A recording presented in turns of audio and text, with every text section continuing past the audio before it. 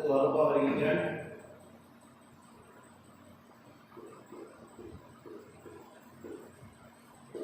खरपतवारों का वर्गीकरण, खरपतवारों का वर्गीकरण पीछे वाले टॉपिक में भी अपन खरपतवारों का वर्गीकरण पढ़ रहे थे। 3 वर्गीकरण पढ़ लिए थे। जीवन, पहला वर्गीकरण पढ़ा था जीवन चक्र के आधार पर खरपतवारों का वर्गीकरण, जीवन चक्र के आधार पर। दूसरा खरपतवार फसल संबंध के आधार पर, खरपतवार फसल संबंध के आधार पर खरपतवारों का वर्गीकरण। एक पढ़ लिया था अपन ने बीज पत्र के आधार पर, ये 3 वर्गीकरण पढ़ लिए बीज पत्र के आधार पर, एक बीजपत्री और द्विबीजपत्री। 3 वर्गीकरण पढ़ लिए जीवन चक्र के आधार पर, बीज पत्र के आधार पर, एक खरपतवार फसल संबंध के आधार पर। चौथा वर्गीकरण पढ़ेंगे अपन पत्तियों की बनावट के आधार पर, पत्तियों की बनावट के आधार पर।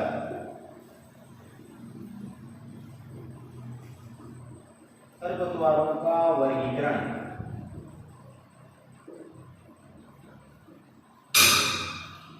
पत्तियों की बनावट के आधार पर खरपतवारों का वर्गीकरण। 2 प्रकार से पत्तियों की बनावट के आधार पर खरपतवारों को 2 भागों में बांटा गया है। पहला चौड़ी पत्ती वाले खरपतवार, चौड़ी पत्ती वाले खरपतवार, वे खरपतवार जिनकी पत्तियां चौड़ी होती है। तो ऐसे कौन से खरपतवार है जिनकी पत्तियां चौड़ी होती है? देखो एग्जाम्पल याद रखना, बथुआ, जंगली चौलाई,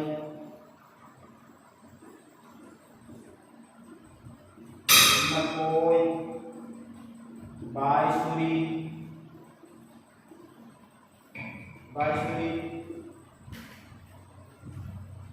लेसुआ,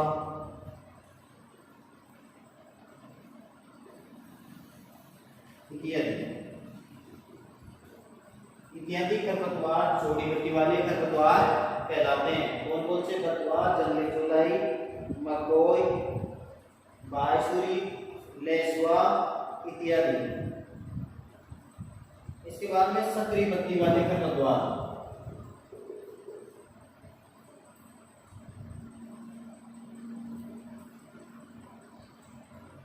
सक्रिय पत्ती वाले खरपतवार,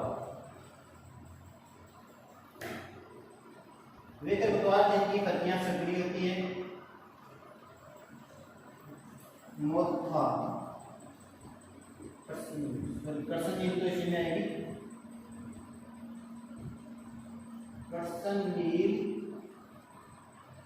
करसननील और एक ही रंगोरी, चौड़ी पत्ती वाली है करसननील और ये रंगोरी। इसमें सक्रिय पत्ती वाले खरपतवार मोता, धूपघास, गेहूसा, कांस,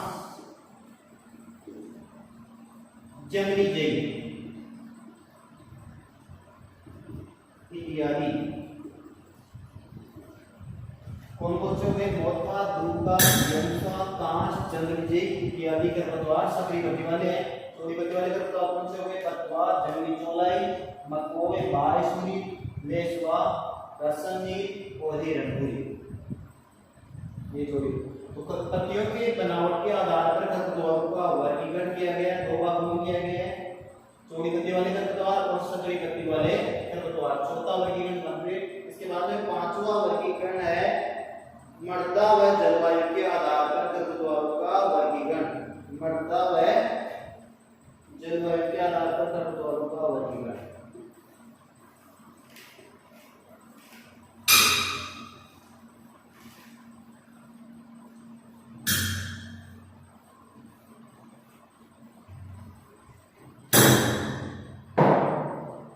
पांचवा वर्गीकरण है खरपतवारों का मृदा व जलवायु के आधार पर,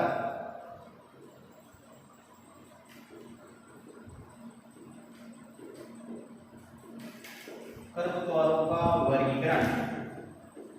मृदा व जलवायु के आधार पर खरपतवारों का वर्गीकरण।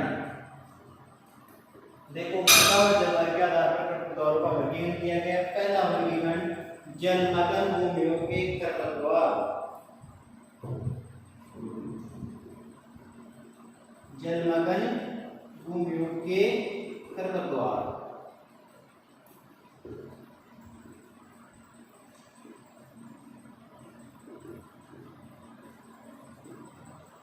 कौन से हुए?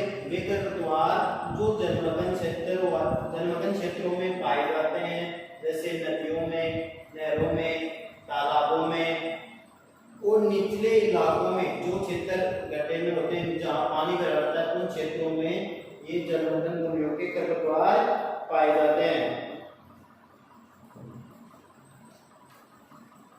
कौन कौन से क्षेत्रों में? जैसे नदियों, तालाबों,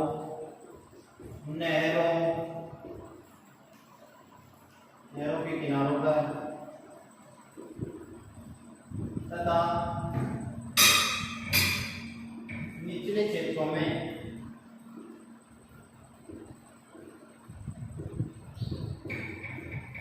जहाँ जल भरा रहता है, जिन खेतों में जल भरा रहता है, उन क्षेत्रों में पाए जाने वाले खरपतवार जलमग्न भूमियों के खरपतवार कहलाते हैं। कौन कौन से हैं इसमें? उदाहरण जलकुंभी। जलकुंभी वह एक जंगली धान। जलकुंभी वह जंगली धान। अब इसके बाद में पढ़ेंगे अपन ये जलमग्न भूमियों के खरपतवार हो गए। अब शुष्क भूमियों के खरपतवार या शुष्क क्षेत्र बोल सकते हैं, शुष्क भूमियों के या शुष्क क्षेत्र के खरपतवार। दूसरा शुष्क क्षेत्र के खरपतवार। शुष्क क्षेत्र के खरपतवार वे खरपतवार जिनको कम पानी की आवश्यकता होती है। शुष्क इलाकों में, रेगिस्तानी क्षेत्रों में पाए जाते हैं, जिनको कम पानी की आवश्यकता होती है। जिन खरपतवारों को कम पानी की आवश्यकता होती है,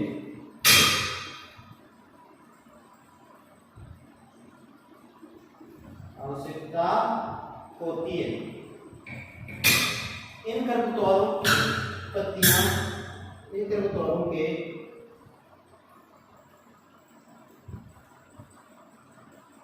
खरपतवारों में पत्तियां कम,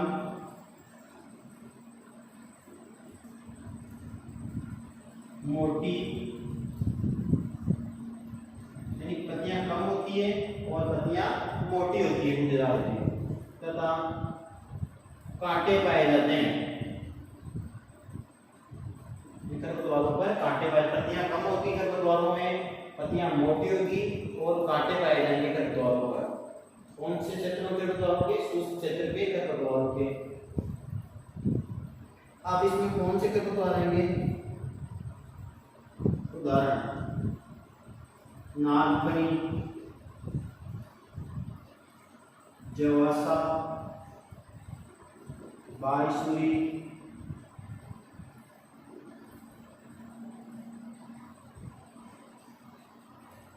एक जंगली गाजर या गाजर का आश्रय में कह सकते हैं।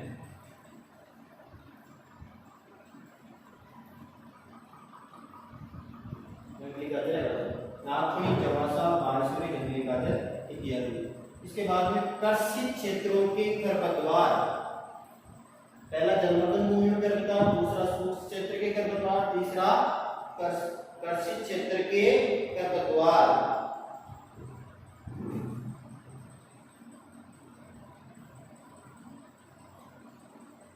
कृषि क्षेत्र के खरपतवार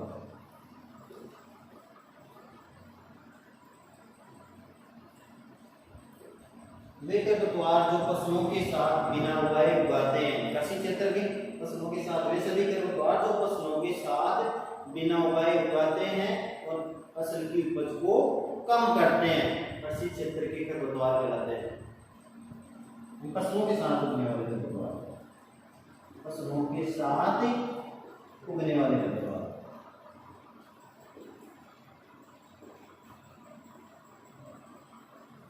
नाम से पता चलता है कृषि क्षेत्र जलमग्न यानी जो जिनको जल की अधिक आवश्यकता है, जल वाले क्षेत्रों में पाए जाते हैं। शुष्क क्षेत्रों के खरपतवार जिनको पानी की कम आवश्यकता होती है, कम पानी में अच्छी वृद्धि कर लेते हैं, सूखे इलाकों में पाए जाते हैं, रेगिस्तानी क्षेत्रों में पाए जाते हैं। और कृषि क्षेत्रों में जो फसलों में पाए जाते हैं वो कृषि क्षेत्र के खरपतवार हो गए। कौन कौन से हो गए? जैसे बथुआ,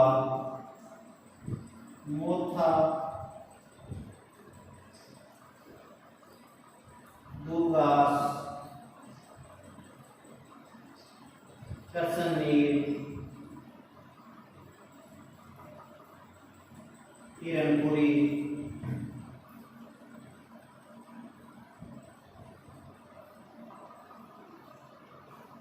बथुआ, मोथा, दूबघास, करसननील, गेहूं, जंगली जई इत्यादि। जो फसलों के साथ उगने वाले सभी खरपतवार इसमें आएंगे कृषि क्षेत्र के खरपतवार में। इसके बाद में अकृषि क्षेत्र के खरपतवार,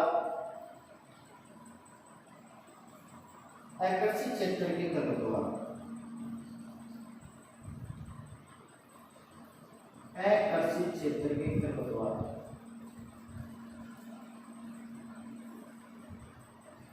क्षेत्र के खरपतवार कौन से होंगे? जो सड़कों के किनारों, रेल मार्गों के किनारों पर पाए जाते हैं, सड़कों, रेल मार्ग व बंजर भूमि, बंजर भूमि पर पाए जाने वाले खरपतवार।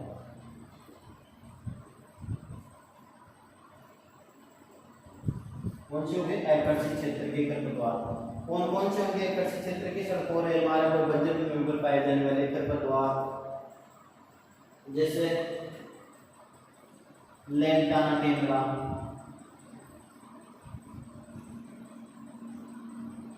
गाजर घास, कांस इत्यादि। लैंटाना टेमरा, गाजर घास, कांस इत्यादि।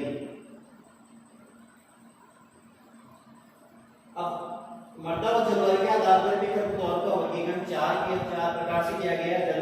जलमग्न भूमि में जो जल वाले क्षेत्रों में पाए जाते हैं, जलभूमि और जलविदान। शुष्क क्षेत्र के खरपतवार वे खरपतवार जो सूखे इलाकों में पाए जाते हैं, जहां पानी की कम मात्रा होती है, कम पानी की आवश्यकता होती है, पत्तियां कम होती है, मोटी होती है, कांटे पाए जाते हैं।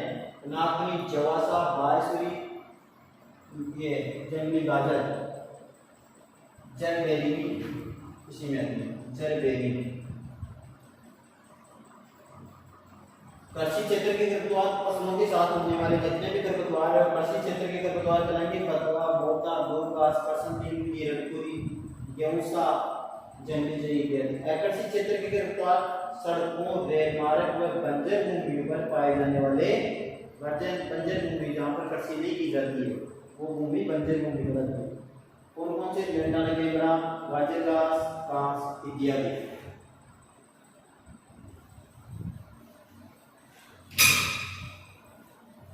इसके बाद हम बढ़ते हैं प्रजनन के आधार पर।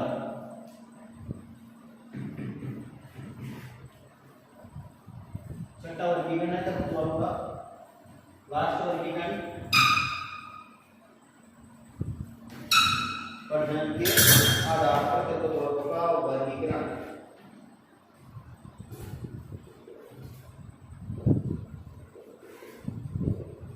प्रजनन विधियों के आधार पर, प्रजनन बोलते हैं प्रजनन विधियों, प्रजनन विधियों के आधार पर खरपतवारों का वर्गीकरण।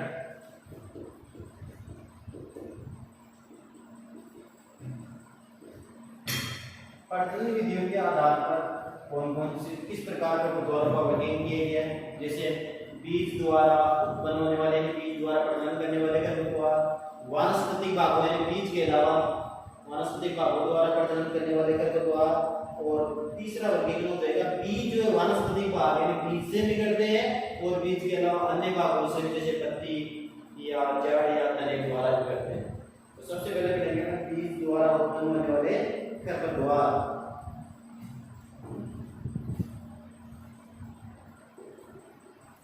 बीज द्वारा उत्पन्न होने वाले या प्रजनन करने वाले भी देख सकते हैं, उत्पन्न होने वाले खरपतवार।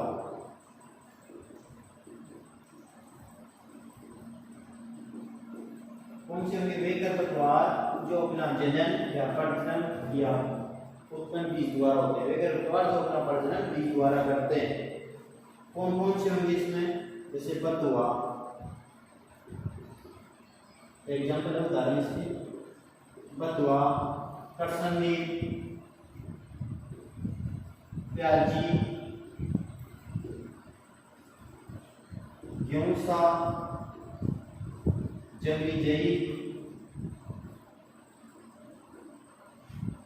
बथुआ, करसंदी, प्याजी, गेहूंसा, जंगली जई इत्यादि। एक जंगली चौलाई, वो भी बीज द्वारा जंगली चौलाई इत्यादि खरपतवार बीज द्वारा उत्पन्न होते हैं, इसलिए इनको बीज द्वारा उत्पन्न होने वाले खरपतवार कहते हैं।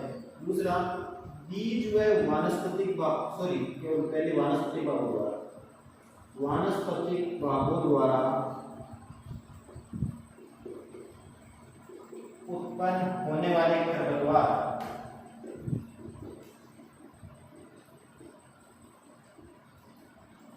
वानस्पतिक भागों द्वारा बीज के अलावा पत्ती, जड़ या तने द्वारा उत्पन्न होने वाले खरपतवार वानस्पतिक भागों द्वारा उत्पन्न होने वाले। बीज के अलावा जिस भाग द्वारा उत्पन्न होते हैं वानस्पतिक भाग कहलाते हैं। बीज के अलावा अन्य भाग जैसे जड़, तना, पत्ती, कंद इत्यादि। बीज के अलावा अन्य भागों जैसे जड़, तना, पत्ती द्वारा उत्पन्न होने वाले खरपतवार कौन से हैं, उदाहरण याद रखना।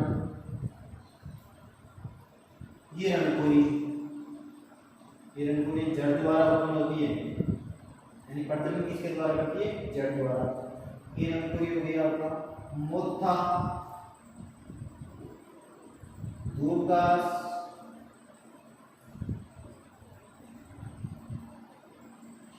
कांस,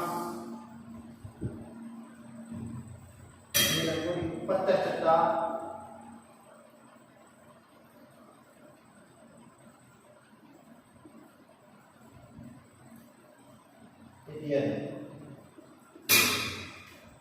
जो वानस्पतिक भागों द्वारा प्रजनन करते हैं या उत्पन्न होते हैं। तीसरा वर्गीकरण इसका बीज व वानस्पतिक भागों द्वारा, दोनों द्वारा, जो बीज द्वारा करते हैं वानस्पतिक भागों, बीज व वानस्पतिक भागों द्वारा उत्पन्न होने वाले खरपतवार।